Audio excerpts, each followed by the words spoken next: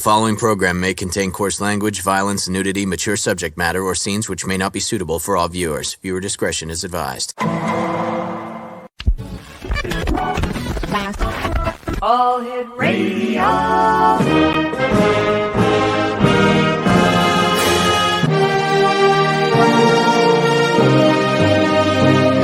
Welcome to the X Zone, a place where fact is fiction and fiction is reality.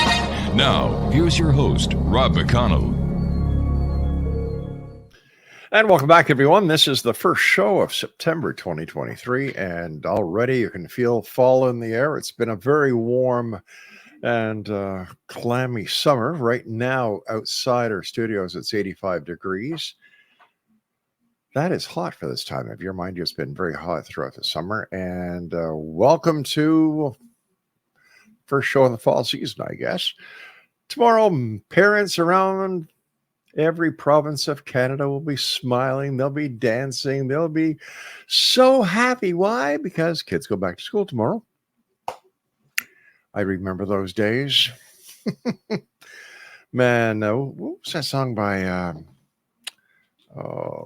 it was a Christmas song that I believe it was Staples that incorporated it into a commercial for going back to school. Andy Williams, The Most Wonderful Time of the Year. And thinking about those days, I can certainly understand why. Crazy school product prices. We were at Walmart 2 days ago in Fort Erie, and for 100 sheets of lined paper that go into your binder, are you ready for this, Exo Nation? $5.97 Canadian. $5.97 for 100 sheets of paper. I don't know how parents are doing it these days. God bless you all, and to all the teachers out there who decided not to go on strike. Enjoy your year. We're coming to you on the Talkstar Radio Network, Mutual Broadcast Network, X-Zone Broadcast Network, and of course on Channel 32. On Simul TV. This is the X Zone. I am Rob McConnell, where we search for answers, but you know what? We demand the truth. If you'd like to send me an email, xzone@xzoneradiotv.com and on all social media sites, X Zone Radio TV. My guest this hour is a gentleman I've had the pleasure of having on the show a number of times. He is all the way in Sydney, Nova Scotia. I'm talking about Elliott Van Dusen. And Elliott, welcome back to the X Zone. Great having you with us, my friend. Thank you, Rob. Appreciate being back. You've got an event coming up in the very near future that we're going to like to talk to you about. But first of all, for the listeners and viewers who haven't had the opportunity of knowing who you are and how you got into the world of the paranormal and parapsychology, give us a few minutes of who Elliott Van Dusen is. Yeah, sure. So I've been investigating the paranormal now for 26 years. I started when I was in my early teens. Mm-hmm.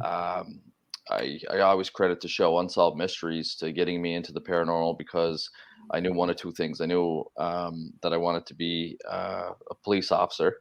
And so I really liked Unsolved Mysteries because it talked about, cold cases. And that was kind of my passion, was homicide investigations. And not to mention that Robert Stack from The Untouchables was the host of the series. Oh, yes. Yeah. He was a classic. I remember watching the show in the basement with the lights out and the music would scare you. And no, it was great. And then every once in a while they'd show like, a ghost story or a UFO story. I thought that was really interesting. And then around 1997, I discovered the X-Files, which had been on TV since 1993. And I thought it was really cool. You had two law enforcement officers investigating the supernatural. And then I ended up getting recruited by the Royal Canadian Mounted Police, our federal police force here in Canada. I did 15 years service with them. I spent 8 of them on major crime unit, which does entail homicide. So I made my boyhood dream come true. And in the meantime, I had continued with the paranormal. I took some online courses and kept up on the research and all the literature in the field. I didn't kind of do public things while I was with the RCMP. Kind of ran into some ridicule, I guess, for my passion for the paranormal while I was a police officer. But then towards the end, when I knew I was getting ready to retire, I came back out, started doing public appearances again. I'm the corporate director of Paranormal Phenomena Research and Investigation. We're a nonprofit organization registered in Nova Scotia, across Canada, and in the state of Massachusetts, because we service New England and Atlantic Canada. We do investigations, research, and educational events for the public, all for free. And we do have a big event coming up this October 7th, Saturday. All right, tell us about this big event. That it's going to be in Halifax or in Sydney? This one's going to be in Halifax. It's called the Halifax Paranormal Symposium. It's going to be on Saturday, October 7th, which is our Thanksgiving long weekend up here in Canada. We're going to have 5 guest speakers. 2 of them are international. One is Dr. Richard Gallagher, Columbia University psychiatrist that believes in demonic possession and has helped the church out on multiple occasions with assessing people for mental illness and ruling out mental illness, and then the church would continue to pursue an exorcism. Very lucky to have Lauren Coleman, who's an internationally recognized cryptozoologist. So we're going to do a presentation specifically on creatures that have been reported in Nova Scotia. Even through my investigation, we've had reports of a sea monster in St. Margaret's Bay. There has been reports of Bigfoot in the province. Lots of black cats or panthers have been reported. So I'll be really interested to see Lauren's presentation. Then we've got Dr. Darrell Walsh. He's a parapsychologist, a colleague of mine. He's going to talk about Are Ghosts Extinct? He's going to kind of talk about how, we used to see the old-fashioned apparition in the white wedding dress, and now today it's all about ghost apps and technology and things like that. So he's going to kind of bring us into the modern world. Then we got Kim Moser. She is a host and producer on Eastlink's TV show called Haunted. She's going to do a presentation called A Paranormal Awakening, and she's very sensitive. I would probably say she has mediumistic tendencies. So she is going to be a really fascinating speaker. And then our last but not least guest speaker is Chris Stiles. He's been on some podcasts recently. He's got a new book out called Clear Sweep 5, and that's what he's going to talk about. It was a NATO exercise done off the coast of Shelburne. It kind of ties into the Shag Harbor story a little bit, because the second part of the Shag Harbor UFO crash from October of 1967 always talks about once the law enforcement and Coast Guard lost track of the UFO underwater. The second part of the story kind of says that it traveled up to the coast towards Shelburne, where a second disc came down, helped it repair itself, and then they took off out of the water. Chris and Don Ledger, that did all the research for Shag Harbor, couldn't really find any documents on that. But Chris always had that red herring, and he managed to find out the story behind it. And it actually happened 7 years before Shag Harbor in Shelburne. It was a completely separate incident. It did involve 2 UFOs that were submerged underwater.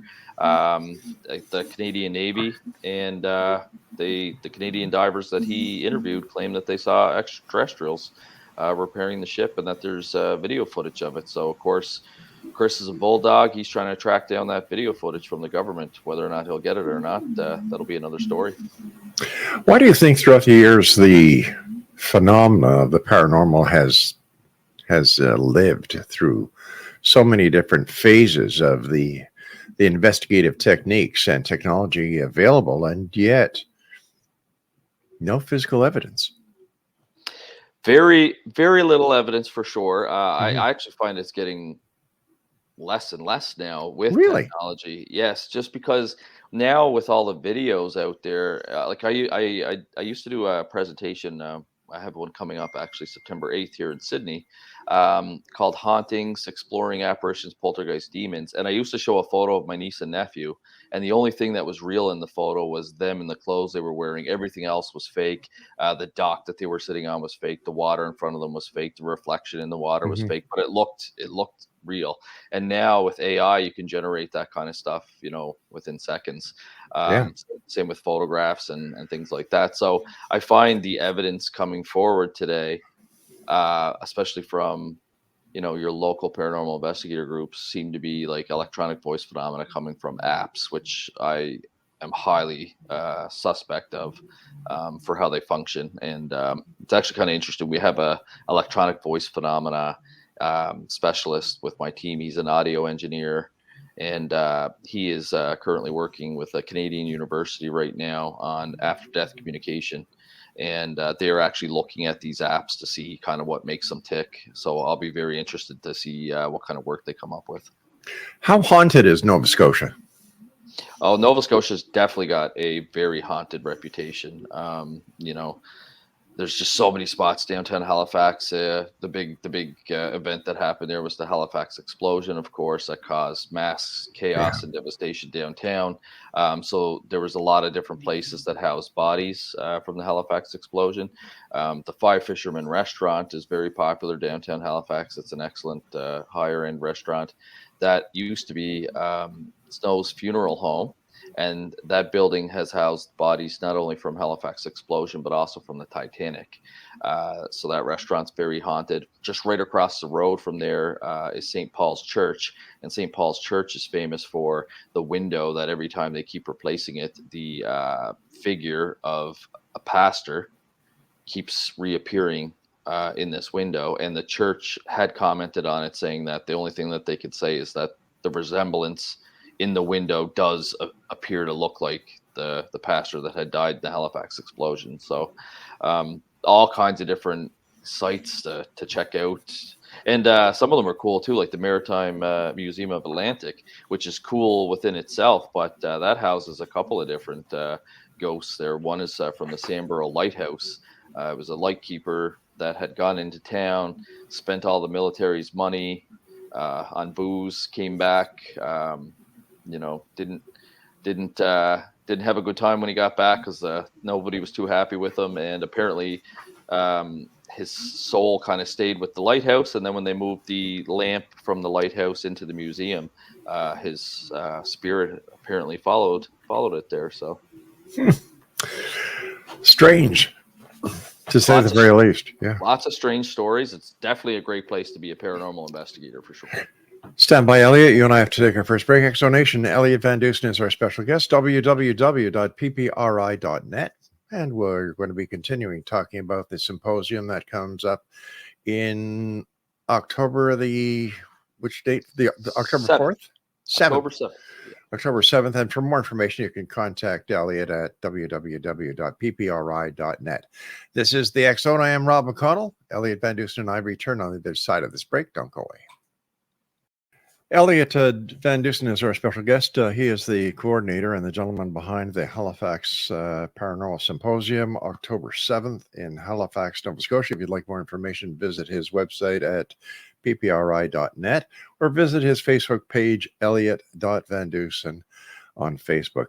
Elliott, when investigating the paranormal, where do you start? For example, somebody contacts you or your organization and they say, Elliott, I think there's some paranormal activity happening in my house. I'd like you and the members of the PPRI to come to the house and do an investigation. Where do you go from that point? Well, we just recently actually had a case very similar to that. We got an inquiry through a website called bark.com. Apparently, it's a website where if you're looking to hire a professional, you can kind of go there and type in whatever you're looking for. Mm-hmm. So the odd time we get one of people looking for paranormal investigators. And we had an inquiry come in saying that this family in East Hants County here in Nova Scotia was experiencing some poltergeist activity. And that's all kind of that the detail said. So of course I got the contact information, called and spoke to the couple. It's a married couple, man and woman, that live in the house. And they said that basically on July 28th, they had a bunch of people over and they went into the house and they found a bunch of items, just regular household items like a hairbrush, like a bottle of deodorant, a couple beer cans that were still full, that were in a box, all kind of laid out on the floor. And it happened 4 or 5 times that night. And at first they were thinking, oh, well, maybe, maybe it was one of our friends pranking us or Hmm. whatnot. But it continued to happen again on the 29th and on July 30th and July 31st. And I think it was August 1st is when finally the wife got fed up with this, because it had only been her and her husband there and they weren't doing it to each other. So she called her daughter out west, and her daughter got in touch with us. So I phoned them up, took their statement through audio. I prefer doing it in person, but because of the distance, I was located in Sydney. They're about 5 hours away, up towards the Halifax area. So I did it by phone. Couple seemed, genuine. uh we do our screening to check and make sure it's not mental health issues. Both of us former police officers, that is common for people to have mental health issues Hmm. and start talking about strange things. But there was no worries about that, no medical issues that we were concerned about. So I told them to document the dates and the times on when anything else happened, and I would try and get a team together to go and investigate. So they did, and things continued to happen, but it's very sporadically, maybe once every 3, 4 days. So she would send me the pictures, the dates, the times. Um, we ended up going out on Saturday, August 26th, to their house. We went there from 2 p.m. until 11 p.m. Tried to do as many things that they did to simulate the environment. We started off by getting your base reading of Hmm. electromagnetic field radiation, which was fine. Sometimes we go into the homes, and when we do that check, we find unshielded wires and things like that that can cause people to hallucinate. But all their wiring was fine. The temperatures were fine. There was no. We also purchased a gas detector last year, because there's been a couple of parapsychological studies that have come out.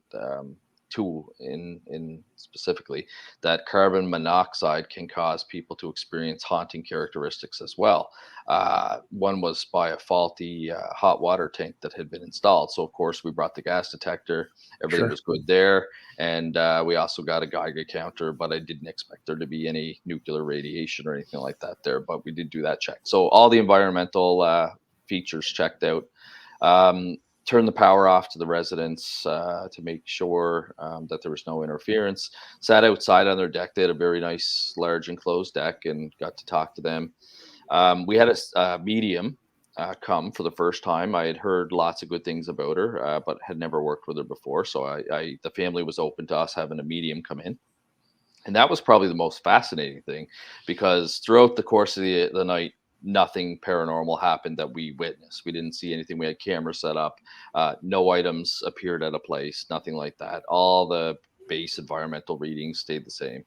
But the medium, I was quite impressed. So when she first showed up to the scene, immediately she felt like a pain in her heart and numbness in her left arm. It turned out that the husband of the house thinks that it was his dad's spirit that was putting all these items out, trying to, play a joke. He was kind of like a practical jokester, I guess, back in his day. So, so she detects that, and then while she's looking around in the garage, she found an item that she felt was connected to this male spirit in the house. Turned out later, once we asked the homeowner, is that the tape measure that she was holding actually was his dad's tape measure. Then when she was in the house, in the lobby area, she started to kind of feel like she was on water, or she was uh, unbalanced, and she said that she was having trouble standing on her left leg. We found out later that his mother had had her left leg amputated, and she Ooh. passed away in February of this year. Hmm. And she also went outside, and she had no details about this case at all. I should mention that at all. All she knew was where to show up and what time. So while she was outside and away from us talking, the homeowner said, "Oh, I forgot to mention something to you that happened last week. I was playing crib with a friend." And we went to take a break. We put our cards down, went inside, grabbed a drink, came back outside, and I was missing a card. I was missing the seven of spades. And we looked everywhere, like couldn't find it, checked underneath the deck, checked the yard, everywhere, just this card just gone. They still haven't found it to this day.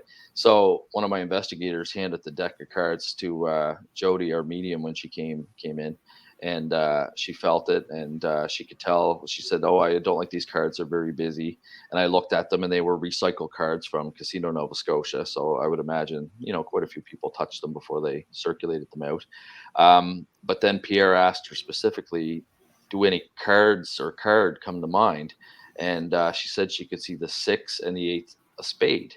And ironically, it was the 7 of spade, the one right in between, that was missing. Unreal. She had no idea about like these cards or why. She actually asked Pierre, like, "Why are you asking me about these cards?" And he was just joking around saying, "Oh, I like to cheat at cards and blah, blah, blah." Mhm. But she ended up picking, in between the missing card. So later on in the night, when we weren't getting any activity at all, we decided to try and do some electronic voice phenomena with the audio recorders, and kind of held like a mini seance. And Jody was able to connect with the male spirit, who we didn't know his name because the wife and the husband didn't tell us what his dad's name was. And she kept hearing a P sound. She said it sounded like p. So she said, "Is his name Peter?" And he said no, but he had a friend named Peter. And then she picked up the tape measure because we took 2 personal items. We took a rosary from that used to be his mother's, and we took the tape measure that used to be his. And when she picked up the tape measure, she said, "No, his name's Paul." And apparently his name was Paul. Yeah, so we did a session for about a half hour, and both Jody and she told us the spirit was getting tired. So after a half hour, we shut it down for about 45 minutes and took a little break. But Jody had started to talk to him about why he was still here. He basically said that he took a major heart attack in 1991 while he was in the Dominican Republic, which is what the home owner had told us. His dad died down there, and he felt like he had more to live for. So he chose to stay around, and he's been watching like his kids grow up and stuff, and he was waiting for his wife. But he said when his wife died in February, she was gone, and in Jody's mind, she could see him do this. And he said that his wife was just gone like that. So when she passed, she obviously made the choice to cross over. And so now he was very frustrated that he was kind of like, stuck on this plane, but he was scared that if he left, he wouldn't be able to watch his kids. So Jody kind of did a bit of spiritual counseling with him and all of us in the room. And after the 45 minutes, we, reestablished a contact with him, and he said he was ready to go. He believed Jody that if, he crossed over, he'd still kind of be able to check in on his kids kind of thing. And she got really emotional, and, she had tears coming down her face. And I could tell it affected the family too. Like Blair really wanted his dad to move on. And so it was very, very interesting, even though all the medium information I would call subjective. Very subjective. The only other thing that was kind of interesting is Jody felt like she was freezing while we were doing this seance. And in fact, I had the FLIR camera, the forward infrared looking camera, and her body temperature actually increased by 2 degrees, which I took pictures of. But it was really interesting. She felt like she was absolutely freezing, but she was actually getting hotter. I've never heard of a spirit getting tired before. Is this common? Yes, I would say it is. I believe it's the energy to communicate. We tried to get it to flash a light on a flashlight or a headlamp. Actually, no flicker whatsoever happened. No. I brought out the Spirit Box SB11, which I'm not a fan of, but I have seen some videos where people have claimed to get evidence of a spirit communicating through it. So I put it on settings where it would be very hard to just pick up radio interference. So I did the reverse and the forward. We did 200 for both AM and PM. And now my hearing is not the best from law enforcement.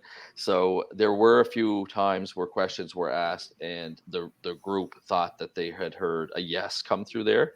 But we still have hours of audio to go through. So right now my EVP specialist is going through all our audio and things like that. So I'm not sure what's caught on audio. The photographs, I did have my professional photographer go through the photographs. He got excited at one point. We had a Zoom meeting about it because he thought he might have captured something. And upon further scrutiny of it, what we realized it was the homeowner had exited the room just at the time I had snapped the photograph, because you could see like a male figure wearing blue jeans. You couldn't see the feet, so it was just like blue jeans, and it was transparent, and then kind of like a blue checkered shirt, and you couldn't see the face. You could just kind of see the torso and the legs. So my professional photographer, Mike Shaw, he got really excited, but upon looking at it and going through notes and things like that, I realized that it was just the homeowner coming through the doorway when I snapped the photo. And that made sense to Mike, because when he checked how long the light was absorbed by the camera, it was only 0.6 of a second. So I didn't have it in sport mode or anything like that. So that's why the photograph turned out like that. But very interesting case. And like I said, sounds like.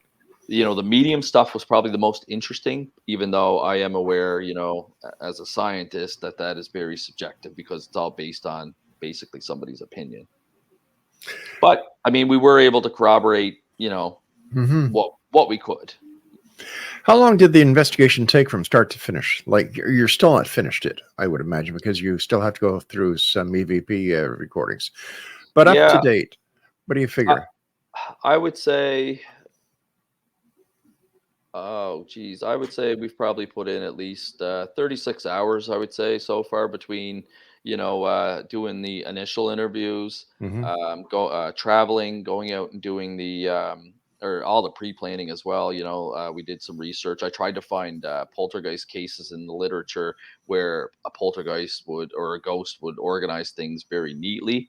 I couldn't find any cases similar to this. The one interesting thing, though, is I consulted with the Rhine research team that I sit on. There's about 53 or 54 experts of us that sit on this Rhine research panel. And there are apparently some cats and dogs, that can systematically organize things. They were telling us that there was a dog that would systematically organize books and things like that. So, and they did have a dog. They didn't have a cat, but they did have a dog. But once I sent them the photos of the scene, which is important, why you should collect as much evidence that you can, they realized that the dog couldn't have put those particular items in that particular organization. And it was specifically a photo of CDs. There was about 10 CDs that were all laid out, and they were very, very organized. I think it went like 5 and then 4 and then 1, and almost like a pyramid. And a dog just couldn't do that. Fascinating stuff, Elliott. Please stand by. You and I have to take our break at the bottom. Exonation, Elliott Van Dusen is our special guest. We're talking about the paranormal in Halifax, Nova Scotia, and Sydney, Nova Scotia, and throughout the entire province of Nova Scotia, as a matter of fact. Elliott is the gentleman behind the 2023 Halifax Paranormal Symposium that will be in Halifax, Nova Scotia on October the 7th. And if you'd like more information about it, please visit his website at ppri.net, and on Facebook, facebook.com/Elliott Van Dusen. This is the X Zone. I am Rob McConnell. Elliott and I return after this short break. Don't go away. Welcome back, everyone. Elliott Van Dusen is our special guest. We're talking about the 2023 Halifax Paranormal Symposium that's going to be held in Halifax, Nova Scotia on October the 7th. That's our gobble weekend up here in Canada, isn't it? It is. It's going to be a great event. There hasn't been anything in Nova Scotia like this for quite a while. They used to do an East Coast Paracon down in Liverpool on the South Shore. They do the Shag Harbor Expo every year, but that's specific to UFOs. Actually, one year they were short, and they called me up, and I went down and did a ghost lecture at a UFO conference. But people enjoyed it anyway. So I wanted to kind of bring this back. We actually tried to have this done before COVID hit. We started planning it in 2018, hoping to have it, in 2019, but we had to delay it for the next year, and then COVID hit, so we delayed it, for at least 2 years. And then we've been planning this now for the past year. It's definitely taken up most of my time because I'm still trying to write my fourth book, which is called Hauntings and Homicides. It's going to be about haunted sites where homicides have occurred because of my homicide background and my parapsychology background. So I've started it, and I've gotten some stories written, but this has been taking up most of my time. Plus running, my nonprofit organization, and we're actually busy with kind of a side project as well. Not much happening until the new year, but we're going to create the International Association of Paranormal Investigators and Law Enforcement Officers. So we're kind of in the process of, creating that as well. So there's always something to do. But this conference, I think, will be good. I checked with the Parapsychological Association. They held one in Halifax back in, I think it was 2007, but they said it was one of their most poorly attended events. But that is a highly academic event. And I knew that if we held a highly academic event in Nova Scotia, that it might not have the interest of most of the general public. So we kind of wanted to go somewhere in between, where it's going to be very educational, and everyone speaking there, is an expert in their field, but it's also going to be entertaining because, they're really cool stories. Like, everyone's fascinated by demons and demonic possessions and UFOs and aliens and ghosts. So I think people are going to have a great time there. Something for everyone. There is definitely going to be something for everyone. There's some vendors as well. There's going to be, PPRI, my organization, and Ghost Project Canada are going to have a table there. Local author Steve Vernon's going to have a table there. The new TV series that's being filmed called Maritime Mysteries, I think. I might have got that wrong. They're going to have a table there. And then I got some great prizes. So anybody that buys a ticket to the symposium, your ticket or your name will automatically be entered into a raffle. And some of the prizes we have is we have a free reading from Joanne Gerber, who's a certified psychic medium down in the New England area. She was tested by the Windbridge Research Center. We have Laura Warren, who donated a free psychic reading as well. She was just on the TV show Sightseers, and with my colleague Daryl Walsh. So that was great. I have a couple of books that were donated to us too. One from Brian Baker, a journalist in Ontario, and another one from the Haunted Walk there in Ontario to give away. I'm going to give away a copy of each of my books, Evil in Exeter, Supernatural Encounters, True Paranormal Accounts from Law Enforcement, and More Supernatural Encounters from Law Enforcement. So lots of prizes, vendors, guest speakers. I think it's going to be a good time. Where's the venue for the event? It's going to be at the fairly new Halifax Tower Hotel and Conference Center, which is in Bayers Lake.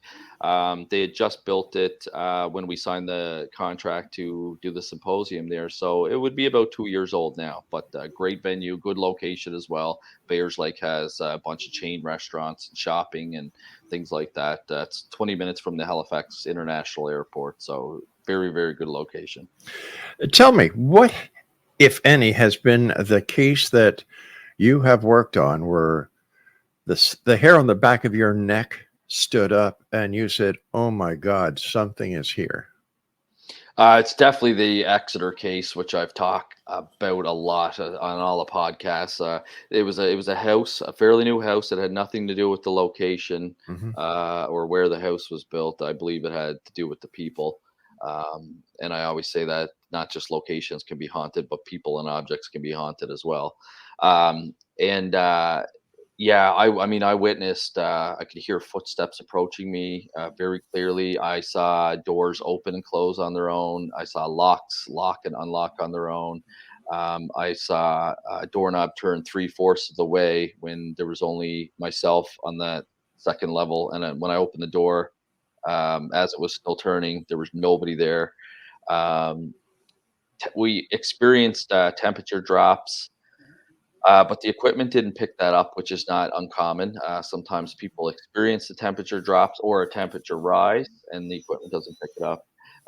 There was fire alarms that would go off for no reason and would only turn off when you splashed it with holy water.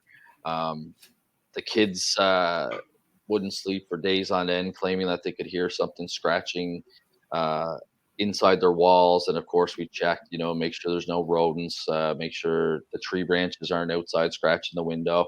A lot of people say that it's funny, they kind of know, like once I start telling them about how we do our investigations, they say you always look for like natural explanations first, and that's just it. Like, as a police officer as well, you're very critical of what you're dealing with or what you're told with, because contrary to popular belief, people like to lie to the police. So so of course we do our due diligence, so we dig around, right? So it's the same on an investigation. I only think that my law enforcement experience has made me a better parapsychological investigator for sure. Where do you see the science of investigating the paranormal in the next 5 years? Right now, I'm seeing a trend. There's a lot of work being done by Dr. James Horan and his colleague Brian Lathy, and they're working on a lot of environmental theories, that things like low lighting and being primed for a situation, or having awareness and paranormal belief. If you're a believer, you tend to experience more paranormal phenomena than a non-believer.